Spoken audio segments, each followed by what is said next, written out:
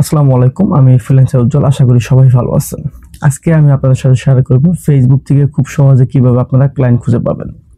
Facebook থেকে খুব সহজে ক্লায়েন্ট খুঁজে পাওয়ার আগে আপনাকে সর্বপ্রথম একটা ফেসবুক অ্যাকাউন্ট কিংবা ফেসবুক পেজ খুলে নিতে হবে। সেটা অবশ্যই প্রফেশনালি থাকতে হবে। এখন আপনাদের মনে অনেকে প্রশ্ন আসতে পারে, আমার তো একটা ফেসবুক অ্যাকাউন্ট আছে। তবে না, আমি শুধু ফেসবুক অ্যাকাউন্টের কথা বলতেছি না, আমি ফেসবুক প্রফেশনালি অ্যাকাউন্টের কথা বলতেছি। সেটা পেজ হতে পারে কিংবা অ্যাকাউন্ট হতে পারে, তবে সবচেয়ে বেস্ট হবে প্রফেশনালি ভাবে একটা ফেসবুক পেজ খুলে নেওয়া। যাদের প্রফেশনালি ফেসবুক পেজ খোলা আছে তাদের নতুন করে খুলতে হবে না। তবে যারা এখনো প্রফেশনালি ভাবে একটা ফেসবুক পেজ খুলেননি, তারা কিভাবে প্রফেশনালি ভাবে ফেসবুক পেজ খুলবেন সেই বিষয়ে আমি ডিটেলসে বলতেছি। তবে আপনাদের মনে প্রশ্ন আসতে পারে, প্রফেশনালি ফেসবুক পেজ কি? আপনারা যারা মূলত ডিজিটাল মার্কেটিং নিয়ে কাজ করতেছেন কিংবা অন্য সেক্টরে কাজ করতেছেন, আপনারা হয়তো একটু হলে বুঝতে পারবেন যে প্রফেশনাল পেজ কি। দেখেন, প্রফেশনাল পেজ হচ্ছে সেটাই যে বিষয়ে আপনি কাজ করতেছেন শুধু সেই বিষয়ের উপরে ফেসবুক পেজটা খুলবেন। ওখানে শুধু আপনার কাজের বিষয়গুলো পোস্ট করা হবে, ওখানে কোনো আপনার আবেগ কিংবা ভালোবাসা পোস্ট করা হবে না। যাই হোক, আপনারা প্রাথমিক ধারণা হয়তো পেয়েছেন। প্রফেশনাল ফেসবুক পেজ খোলার আগে আপনাকে ফেসবুক পেজের নাম সিলেক্ট করতে হবে। এখন আপনি কি নাম দিবেন? আপনাকে নাম সিলেক্ট করার আগে আপনাকে খেয়াল করতে হবে আপনার মার্কেট প্লেসে কি নাম দেওয়া আছে। আপনি হয়তো মনে হতে পারে আপনার পার্সোনাল যে ফেসবুক অ্যাকাউন্ট আছে সেই নামটা দিয়ে দিই, না, আপনাকে প্রথম দেখতে হবে আপনার মার্কেট প্লেসে কি নাম দেওয়া আছে। সেই নামটা দিয়ে আপনাকে ফেসবুক পেজটা খুলতে হবে এবং ওই নামের উপর ভিত্তি করে কিন্তু আপনাকে একটি ইউজার নেম সিলেক্ট করতে হবে। ইউজার নেম সিলেক্ট করার পরে আপনাকে কিন্তু ফেসবুক পেজ ক্যাটাগরি সিলেক্ট করতে হবে। এখন আপনি কি ক্যাটাগরি সিলেক্ট করবেন এই বিষয়ের উপর কিন্তু আমার ফেসবুক পেজ কিভাবে খুলবেন, কিভাবে ক্যাটাগরি সিলেক্ট করবেন এই বিষয়ে একটা ভিডিও আমার ইউটিউব চ্যানেলে দেওয়া আছে, চাইলে আপনারা সেটা দেখতে পারেন। আপনি যে বিষয়ের উপরে কাজ করতেছেন ঠিক ওই বিষয়ের উপরে কিন্তু ফেসবুক ক্যাটাগরি আছে, সেই ক্যাটাগরি আপনারা সিলেক্ট করবেন এবং অ্যাবাউট অপশনে আপনার একটা হোয়াটসঅ্যাপ নাম্বার, আপনার একটা ইমেল আপনি অবশ্যই যুক্ত করে দিবেন। যদি আপনার ওয়েবসাইট থাকে তাহলে ভালো, ওয়েবসাইটটা যুক্ত করে দিবেন এবং আপনার যে অরিজিনাল যে অ্যাড্রেসটা আছে সেটা কিন্তু দেওয়ার চেষ্টা করবেন, কখনো ফেক অ্যাড্রেস দেওয়ার চেষ্টা করবেন না। প্রফেশনালি ভাবে ফেসবুক পেজ খোলার পর আপনাকে কিন্তু বসে থাকলে চলবে না, আপনাকে নিয়মিত পোস্ট করতে হবে। এখন কি পোস্ট করবেন? শুধু কি আপনার ছবি পোস্ট করবেন কিংবা আপনার আশেপাশে সুন্দর দৃশ্যগুলো পোস্ট করবেন? না, আপনি ওখানে পোস্ট করবেন প্রফেশনালি কিছু পোস্ট। যেমন আপনি যে কাজগুলো করতেছেন সেই কাজগুলোর স্যাম্পল আপনি পোস্ট করতে পারেন। আপনি কিভাবে কাজ করতেছেন, আপনি দিন কত ঘন্টা কাজ করেন এই বিষয়ের উপর ভিডিও মেক করে আপনি কিন্তু ওখানে পোস্ট করতে পারেন। বিশেষ করে আপনার কাজের যে পোর্টফোলিওগুলো আছে, স্যাম্পলগুলো আছে, স্যাম্পলগুলো আপনি নিয়মিতভাবে ফেসবুক পেজে পোস্ট করবেন। আর পোস্ট করে কিন্তু বসে থাকলে চলবে না, আপনাকে বিভিন্ন ফেসবুক গ্রুপে জয়েন হতে হবে। এখন আপনি কোন সমস্ত ফেসবুক গ্রুপে জয়েন হবেন সেটা আপনাকে সিলেক্ট করতে হবে। আপনি যে বিষয়ের উপরে কাজ করতেছেন ঠিক সেই বিষয়ের উপরে কিন্তু ভিত্তি করে আপনাকে বিভিন্ন ফেসবুক গ্রুপে জয়েন হতে হবে। সাপোজ আপনি যদি ডিজিটাল মার্কেটিং নিয়ে কাজ করে থাকেন সেক্ষেত্রে আপনি বিভিন্ন বাইসেল গ্রুপগুলোতে জয়েন হতে পারেন, ডিজিটাল মার্কেটিং গ্রুপগুলোতে আপনি জয়েন হতে পারেন। আপনার মনে হতে পারে এখানে শুধু দেশি ক্লায়েন্ট পাওয়া যাবেন, বাইরে ক্লায়েন্ট পাবেন না। না, ওখানে দেশি এবং বাইরে ক্লায়েন্ট কিন্তু অবশ্যই আছে।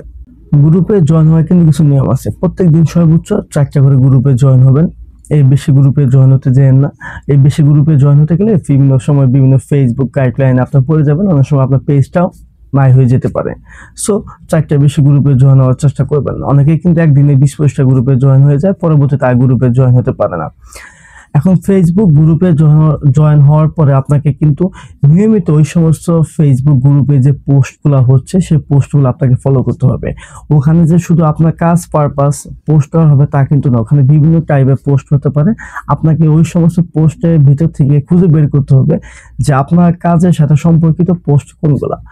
আপনার কাজের সাথে সম্পর্কিত পোস্ট যদি আপনি পেয়ে যান, সেই পোস্টের কমেন্ট সেকশনে গিয়ে দেখবেন বিভিন্ন মানুষ ওখানে আপনার কাজে প্রপোজাল দিচ্ছে কিংবা কেউ বলতেছে চেক ইউর ইনবক্স ইত্যাদি ইত্যাদি বলতেছে।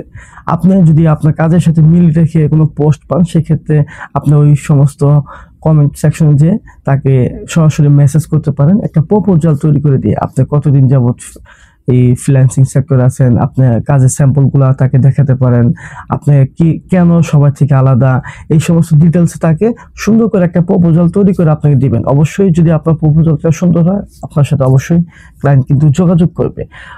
যদি ক্লায়েন্ট যোগাযোগ নাও করে আপনি যোগাযোগ করার চেষ্টা করবেন, প্রয়োজন পড়লে তার সাথে ফোন কলে কথা বলবেন, ভিডিও কলে কথা বলবেন কিংবা ভয়েস মেসেজে কথা বলবেন। সে কিন্তু আপনাকে বেশি সময় দিবে না, সে হয়তো আপনাকে 5 থেকে 10 মিনিট সময় দিতে পারে। এই 5 থেকে 10 মিনিটের মধ্যে কিন্তু তাকে আপনার কাজের অভিজ্ঞতা কেন আপনার সবার থেকে আলাদা এটা বুঝিয়ে বলতে হবে। অনেক সময় হয় কি, আপনি একটা বায়ারকে কিংবা একটা ক্লায়েন্টকে একটা প্রপোজাল তৈরি করেছেন, সেই প্রপোজালটা পুরোপুরি দেখে না, শুরুর দিকে একটু দেখে তারপর ওইভাবে দেখে না কিংবা কেউ পড়েও না। সো এই 5 থেকে 10 মিনিটের মধ্যে কিন্তু আপনাকে বুঝিয়ে দিতে হবে আপনি কেন সবার থেকে আলাদা। অবশ্যই আপনি এই নিয়মগুলো ফলো করলে কিন্তু ফেসবুক থেকে ক্লায়েন্ট পাবেন। অলরেডি আমাকে অনেকে প্রশ্ন করছেন যে ভাইয়া ফেসবুক থেকে আপনার স্টুডেন্টরা কিভাবে ক্লায়েন্ট পায়। এই নিয়মগুলো ফলো করে কিন্তু আমার স্টুডেন্ট যারা আছে তারা কিন্তু ফেসবুক থেকে ক্লায়েন্ট পেয়ে থাকে। অবশ্যই আপনিও কিন্তু এই নিয়মগুলো যদি ফলো করেন আপনারা কিন্তু ফেসবুক থেকে ক্লায়েন্ট পাবেন। এবং আপনাকে শুধু ফেসবুক গ্রুপে বসে থাকলে হবে না, আপনাকে এই বড় বড় বিজনেসম্যান যারা আছে কিংবা বিভিন্ন কোম্পানি যারা আছে তাদের কিন্তু অবশ্যই একটা করে ফেসবুক পেজ আছে কিংবা ফেসবুক কমিউনিটি তাদের আছে। ওই সমস্ত কমিউনিটিগুলো খুঁজে বের করতে হবে, ওই সমস্ত পেজগুলো খুঁজে বের করতে হবে, তাদের নিয়মিত পোস্টগুলো দেখতে হবে, তাদের নিয়মিত পোস্টগুলোতে আপনাকে রিঅ্যাক্ট দিতে হবে, সুন্দর সুন্দর কমেন্টস করতে হবে। যখন আপনার মনে হবে তাদের যে নিয়মিত পোস্টগুলো হচ্ছে ওই সমস্ত পোস্টে কিছু পার্থক্য আছে কিংবা এ থেকে গ্রো করা যাবে, এ থেকে আলাদা কিছু বের করা যাবে, সেক্ষেত্রে আপনি তখন তাকেও কিন্তু মেসেজ করতে পারেন। শুধু যে গ্রুপে আছে তা কিন্তু না, বিভিন্ন পেজে যেও কিন্তু আপনি বিভিন্ন ক্লায়েন্টের সাথে যোগাযোগ করতে পারেন। ইনশাল্লাহ এইভাবে আপনি একটু কাজ করেন ফেসবুকে, অবশ্যই আপনি ফেসবুক থেকে ক্লায়েন্ট খুঁজে বের করতে পারবেন। আর আরেকটা বিষয় হচ্ছে আপনি কিন্তু বিভিন্ন গ্রুপে কিন্তু আপনার ফাইবার অ্যাকাউন্টে যে গিগগুলো আছে সেই গিগগুলো কিন্তু আপনি চাইলে ওখানে পোস্ট করতে পারেন। অনেক সময় ওই সমস্ত পোস্টার থেকে কিন্তু বিভিন্ন ক্লায়েন্ট পেয়ে থাকি আমরা। আর আমি আপনাদের সাথে একটা কথা শেয়ার করি, আমার কিন্তু সর্বপ্রথম অর্ডারটা এই ফেসবুক থেকে আমি পেয়েছিলাম আর ফেসবুক গ্রুপ থেকে পেয়েছিলাম। আমার ফাইবার এখন মনে আছে, ফাইবার আমি একটা গিগ দিয়েছিলাম ফেসবুক মার্কেটিং এর উপরে, সেই গিগের লিঙ্কটা আমি ফেসবুক গ্রুপে পোস্ট করেছিলাম, সেখান থেকে কিন্তু আমার প্রথম প্রোডাক্টটা এসেছিল। আশা করি আপনারা আমার কথাগুলো বুঝতে পারছেন, আমার দেখানো নিয়মগুলোতে কাজ করেন, ইনশাল্লাহ আপনারা সফল হবেন। সবাই ভালো থাকবেন, আল্লাহ হাফেজ।